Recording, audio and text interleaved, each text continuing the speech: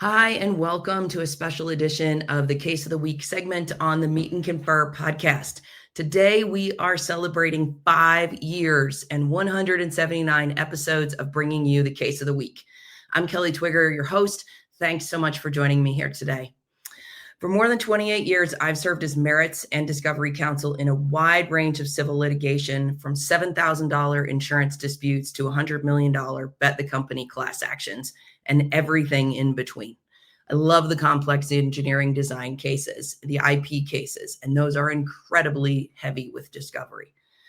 As paper evidence gave way to electronically stored information in the early 2000s, and our federal rules of civil procedure were amended in 2006 to specifically provide for the discovery of ESI, my focus really turned to leveraging the opportunity of ESI to tell a story in litigation.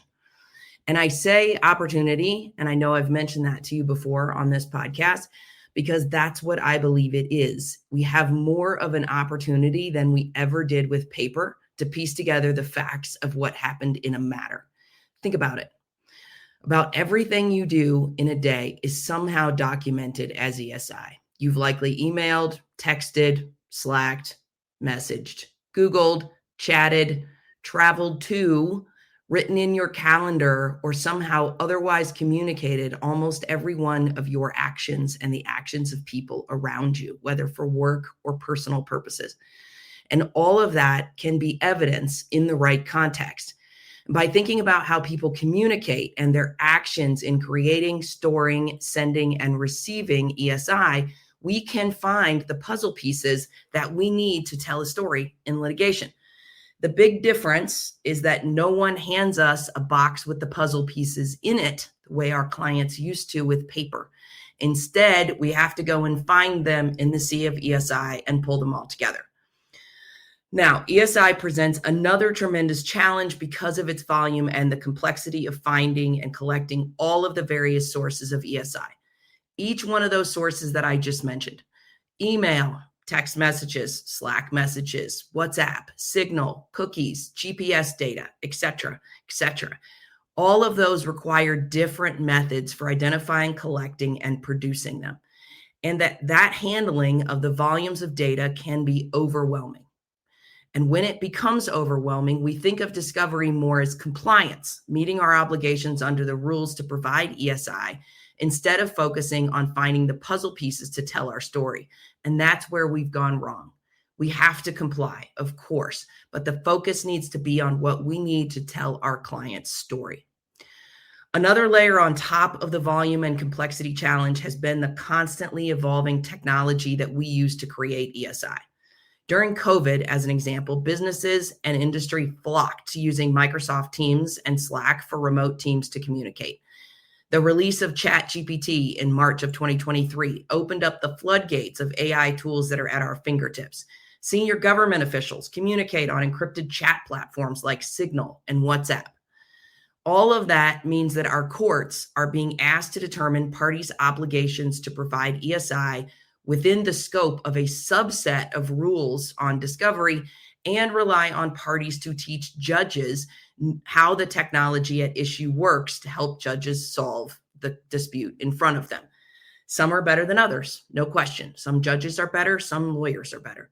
But that process has produced a constantly evolving body of case law on discovery issues that has given us more than 5,000 decisions a year for the past several years. The quality of the decisions is, in most cases, directly correlated to the quality of the information that is given to the court to make a decision. Keeping up with the discovery issues and technology is a full-time job, and it's not an easy one at that. I started Case of the Week during the pandemic in 2020 as a way to help litigators and legal professionals focus on one decision at a time and what you can learn from it. Now, in recognition of our 5th year anniversary, I've gone back through all 178 episodes we've covered and identified 5 key issues that have evolved over those 5 years and are facing us now, that are currently challenging litigators and require some real strategic thought for each matter. Let's dive in. All right. Our first issue is one that has divided courts across the country and will only continue to be a key topic in discovery. whether an employer has the required possession, custody, or control over the data on an employee's mobile device under Rule 34 of the Federal Rules of Civil Procedure, such that an employee is required to produce data from that employee's device. Now, I recently did an entire episode on this topic on our podcast with United States District Judge Xavier Rodriguez. So we'll link to that here, and you can go and review that in more depth. The judge and I are also writing a law review article on the topic that will be published in April with some potential alternative ways to address the problem that courts have not yet taken up. The long and short of this issue is this.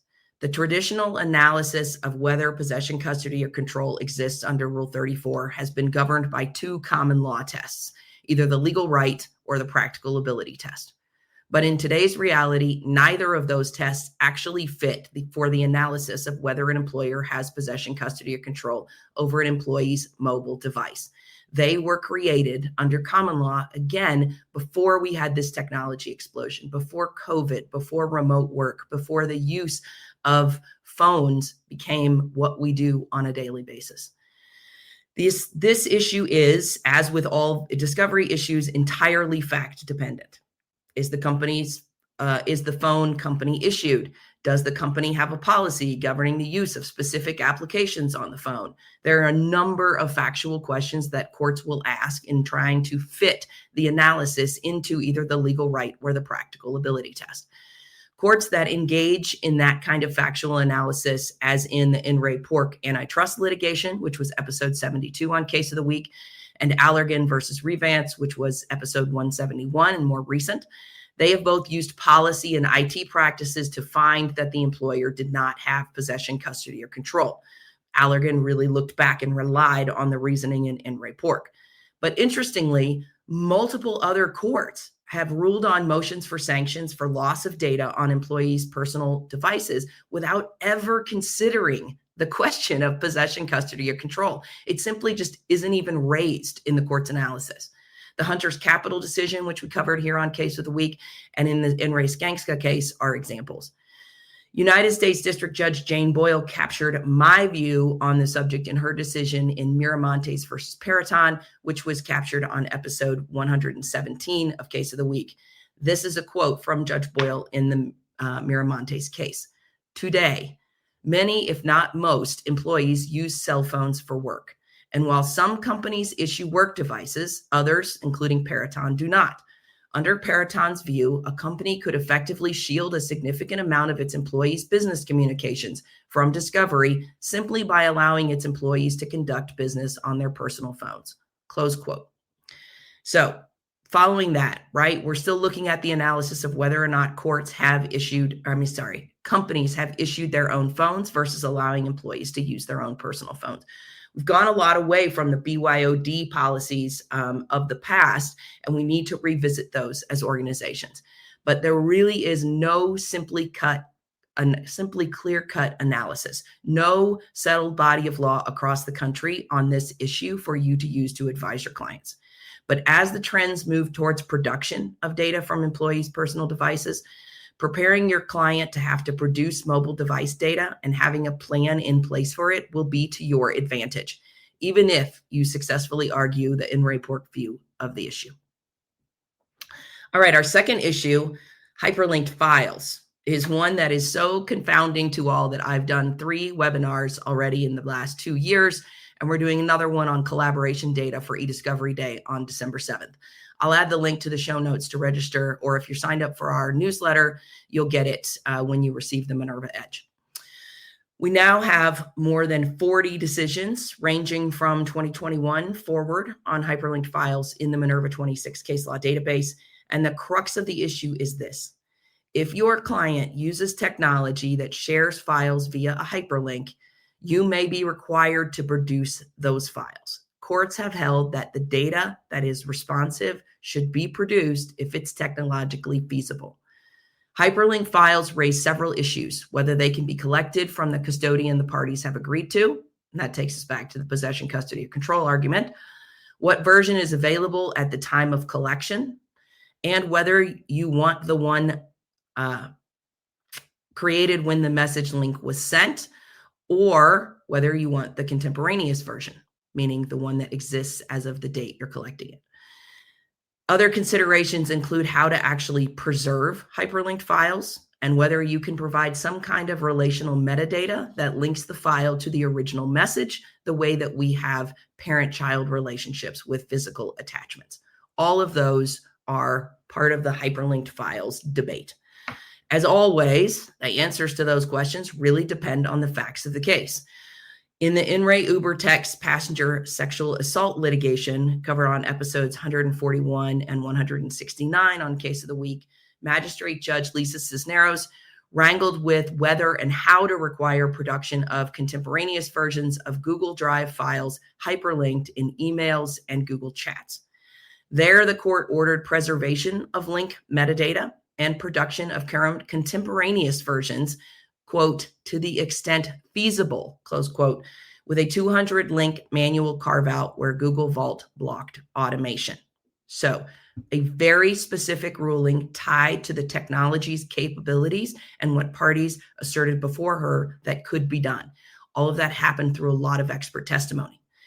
In the In re StubHub refund litigation covered on episode 144, that case taught us not to agree to an ESI protocol on producing hyperlinked files until you know you can actually collect the data. StubHub agreed to produce hyperlinked files and later found out they couldn't do it. The court initially required production, but later let StubHub off the hook through the good cause language in the party's ESI protocol, stating that if you can't do what you agreed to, that's good cause to modify and avoid sanctions. Note that In re StubHub probably spent several $100,000 getting to that result.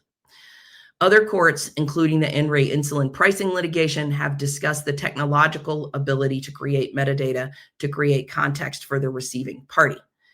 The issue really comes down to the technology that has been used to create hyperlink files and the existence of tools to go and find those files. Parties need to be very informed about the technical issues here and where it's crucial to the facts of your case to have the files and potentially the contemporaneous files, you'll want to get help. I just did a podcast episode on this issue with Armand Gungor, who's the CEO of Metaspike. Armand and his team at Metaspike have created a tool specifically designed to identify and collect hyperlinked files. So you can get down to the nitty-gritty in that podcast, and we'll link that in the show notes as well. On to our third issue. And this is one that I identified as only going to continue to grow through the use of these types of platforms. And that is the discoverability and the context required when we are providing data from chat applications like Slack, Teams, or other IM tools. Let's start with the context issue where there's no dispute about whether or not the data can be produced. In the Lubrizol versus IBM case, which was episode 108 of Case of the Week, the court held that Slack is analogous to text messages and ordered production of full threads of less than 20 messages. These are responsive to search term hits, and 10 messages before and after for longer threads, as well as parity for Teams messages. One party had Slack, one party had Teams. That decision is a key for litigators that you need to review the data and really understand how much context you need to provide around search term hits for chat applications. Context is key for using the evidence. Think about how you'll use it at a deposition or in a motion if you don't have the right of context.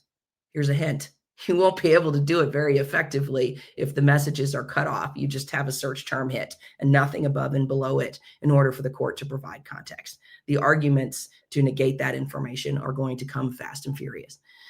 Now, as the use of AI tools expand to these applications, I expect that we'll see the case law evolve as well. You'll be able to use the AI to create reasoning around what is the proper context that you need for various messages. It may not even be the same for each search term hit. It may depend on the string, and the AI may be able to detect that. The Two Canoes case, which we covered on episode 148, expanded a party's duty to preserve to WeChat messages on a mobile device over years and over multiple devices, and the failure to preserve those messages resulted in sanctions. That case involved a significant factual analysis of the timing around the messages at issue, Another reminder of one of our key themes on Case of the Week, which is that the timeline of what happens with the information is critical in discovery. You need to be able to recreate that timeline in order to be able to make an effective argument to the court, whether you're arguing to compel production of the information or arguing that the information was deleted before your duty to preserve arose. Now, setting that part aside, let's talk about the ability to get to the chat data, even when it is responsive. Vaughn versus Solera Holdings, which was a case covered on episode 174, is one of a few rulings on this issue that you may be able to leverage. And if you want to, you better do it fast, because I don't think they'll hold up for long. In Vaughn, an employee sought Slack communications in a discrimination case, and the defendant argued its Slack plan did not allow for export for production. The court, hearing that information about the export, denied the plaintiff's motion to compel, effectively precluding the plaintiff from all of the evidence for its case, and held that there was no possession, custody, or control where the defendant had a license that lacked export capabilities. Given this line of cases, and there are at least 3 that I can think of, you'll absolutely want to proactively address any planned limits at the meet and confer, and possibly get an agreement to production in your protocol or not, depending on which side your client is on. So that knowledge alone is going to save you something if you're talking about producing data from Slack. There's no question that every type of data on messaging apps is discoverable if it's relevant. The question now is the technology piece and how to provide context. Again, as AI gets applied to these use cases, some of the technological constraints will be lifted and parties' obligations will start to crystallize. The question will be cost and access to these tools. Today, courts have not ordered parties to engage with tools that they are not currently using. Parties will have to do the ROI on providing the information themselves and calculate in non-monetary factors like being able to get what you want from the other side, keeping the court in your good graces, and other things that I refer to as the 98% in my 98% rule. All right, our next issue is one that I refer to as the court's tolerance for failure to preserve and other discovery shenanigans. And on this issue, there is really one definitive statement that I can make for you. Over the past 5 years, courts have grown increasingly, and I do mean increasingly with multiple exclamation points, less tolerant of counsel and parties not understanding or not following their obligations to preserve and produce ESI. Sanctions are more readily granted. I'll bet more on the adverse inference than terminating sanctions with intent under Rule 37E2, even when I think those terminating sanctions are warranted. In Lopez v. Apple, which we covered on episode 147, Apple failed to preserve data captured when Siri was falsely triggered, despite a retention policy after the duty attached.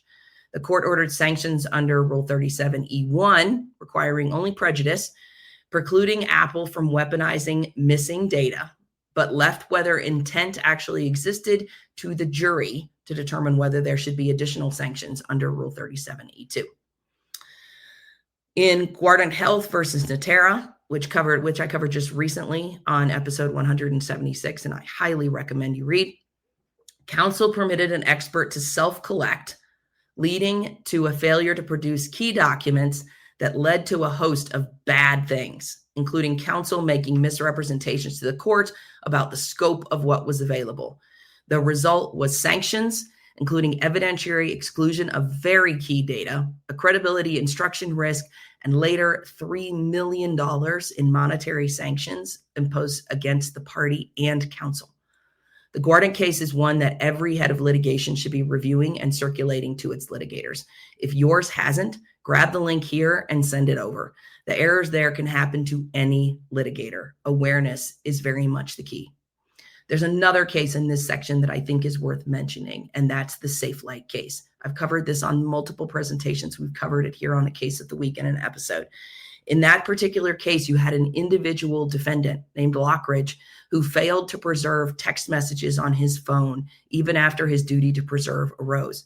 His lawyer gave him a verbal legal hold, make sure you keep all the evidence, and Lockridge continued to have his deletion settings on his phone set so that they would only retain data for 30 days.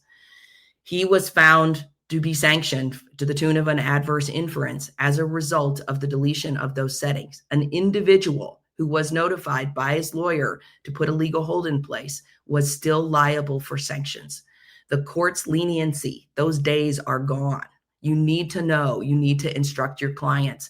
If you're handling individual matters, you're at smaller firms, it doesn't matter. The courts are imposing these obligations across the board. It's been 20 years now since the federal rules of civil procedure have been enacted. I guess 19 years officially. December 1st, 2026 will be 20 years. You need to know these obligations. You need to have them down and advise your clients.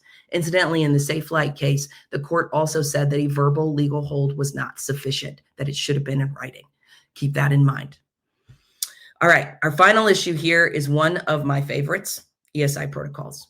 And whether you're a fan or not of ESI protocols, you'll want to know that now, more than ever, the courts want to see the parties come to an agreement on how they will handle ESI. Every single case involves ESI. Every single case is not complex. Just because you have a less than complex case, what seems like fairly easy, only a few custodians, only a couple parties, a small breach of contract, a family law dispute, it doesn't mean you don't have ESI issues. You do. Learn what you need to know for your cases. You don't need to know everything. You need to know what you need to know for your cases. So even if you make the decision to only include the form of production in a protocol, you're still going to want to listen up.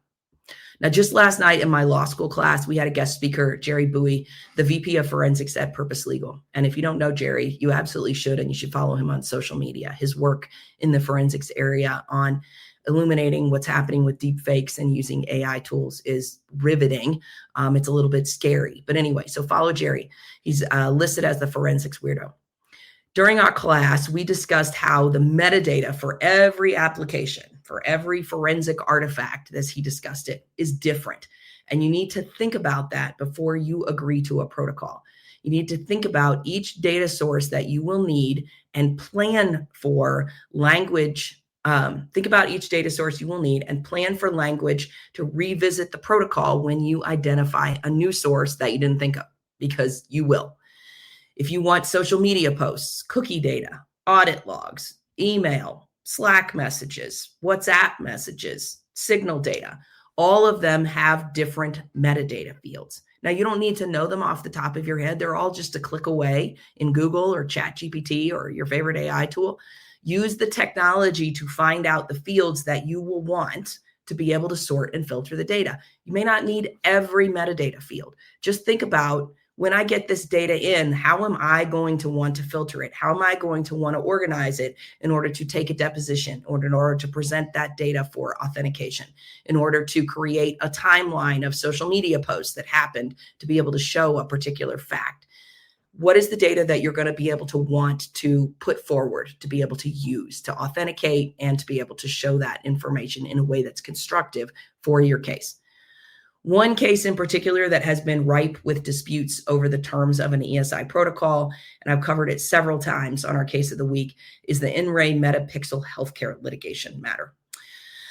In episode 115, the court refereed the first wave of disputes over ESI protocol language that included search terms, privilege log, and scope. And the court imposed rigor around testing search terms and protocol specificity to prevent vague, unworkable regimes. Basically, she said, you guys got to do this language better than you have. In episode 118, the judge, in resolving whether additional custodians were warranted when they were requested, she stated that there was a factual showing required before expanding the custodians, and required the requesting party to tie them to specific claims and defenses, as well as provide evidence of relevance for each custodian before they were entitled to them. And in episode 172, the court entertained a motion over browser device cookies as ESI, and ordered a targeted meet and confer and workflow to produce cookies with appropriate metadata, treating cookies as discoverable ESI where relevant and proportional. So in each of those different rulings in one case, right, you've got various sources and ways that counsel needed to think about ESI. This is a prime example of why you need to think through all the ESI issues that you have before you draft a protocol so that you can construct the language in a way that's going to measure up with your case. And the complexities of drafting an ESI protocol they're intense, no question. And so the language that you use is going to be very critical in determining whether a court will find in your favor on a dispute or not. If you're interested, we are putting out a revised edition of our ESI protocol that will include a lot of what we're talking about today. That will be available in a couple of weeks on the Minerva 26 website. So if you sign up for the newsletter there, then you'll be able to receive notice when that protocol is available. Now, if you are anywhere outside of the AmLaw 100, you may be thinking, Kelly, there is no chance that I or my firm will ever get our arms around all of this. I'm going to push back. And I'm going to say that instead of being overwhelmed by this big picture, all of these issues that I've just laid out for you, I want you to start small. Think about what the story is that you need to tell for your case, who the people are, who the facts are that are involved, and what ESI they will have created that will allow you to tell the story you want to tell. Then investigate what you need to do to get at each source of ESI. Throwing up your hands only hurts your clients, and in the long run, it'll hurt you. You can do this. All right, what's coming? So what's on the horizon? What is the next big thing that we're going to have to think about? What's coming is really more of what's already here, unfortunately.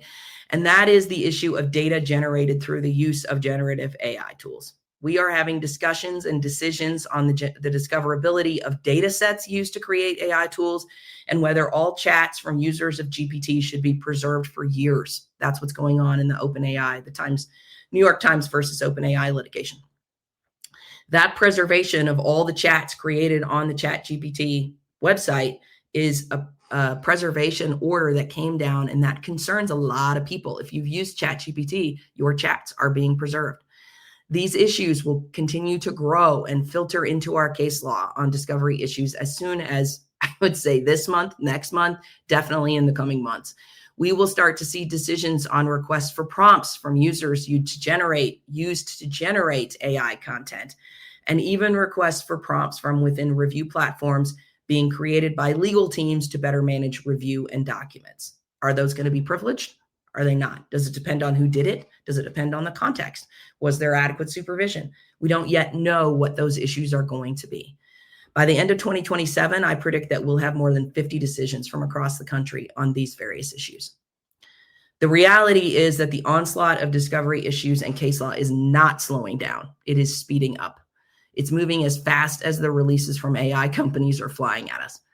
You need a plan in place to stay up to speed on these issues so you know what you need to know for your cases. Courts are ready for these disputes, and your arguments are only as good as how well you teach the court about the technologies involved. ESI is an opportunity, but it's also one that will bite you if you aren't paying attention. All right, that's it for our 5th year anniversary episode. Thanks to every single one of you who's joined me on this journey for the last 5 years. I'll keep making episodes as long as they are of value to you and we have lessons to learn. So please let me know your thoughts about the issues you want to hear about. Thanks so much and have a great week.